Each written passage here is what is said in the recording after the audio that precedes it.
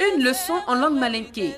C'est l'option que cette sage-femme a choisie pour sensibiliser sur les méthodes contraceptives et le planning familial. Chaque matin avant la reprise du travail, nous faisons ça pour que les femmes elles soient sensibilisées et afin de venir à l'hôpital. Et celles qui sont restées à la maison, arrivées à la maison, elles vont les sensibiliser à leur tour. Une tactique de communication qui porte apparemment ses fruits. Tout comme ces femmes, Awa Traoré, jeune mère d'un enfant, se rend elle aussi régulièrement au centre de santé de son quartier, histoire d'être mieux outillée pour le choix de sa méthode contraceptive. Ce que la femme a dit là, je préfère la piqûre. Quand tu prends la piqûre pendant 3 mois, tu es tranquille. Pour Awa Traoré, le choix est clair. Les injectables pour être à l'abri d'une grossesse non désirée pendant au moins 3 mois. Une méthode peut être efficace, mais pas assez selon bien d'autres femmes qui, elles, ont opté pour d'autres types de contraception. J'utilise le stérile parce que si je fais piqûre, ça ne va pas à moi. Donc quand je fais ça, je vais bien à mon mari et puis il n'y a pas de problème. Moi, j'ai choisi la pilule parce que ça va à moi. Ça évite la grossesse et puis c'est moins cher. Pour moi, le préservatif, c'est le meilleur moyen de contraception. Moi, j'utilise des préservatifs. C'est pas aussi sûr, mais c'est un peu fiable quand même. Et les hommes sans qui la femme ne saurait connaître la fécondation ont aussi leur avis sur le sujet. Moi, je préfère les préservatifs parce que ça évite beaucoup de choses.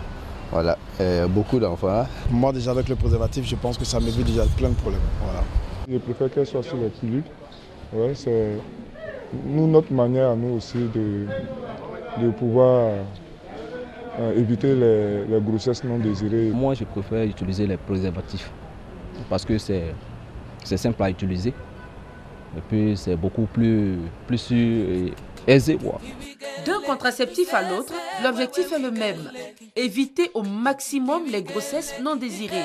Justement sur la question, l'Organisation mondiale de la santé révèle que 3500 cas d'avortement sont signalés chaque année en Côte d'Ivoire, causant plus de 500 décès.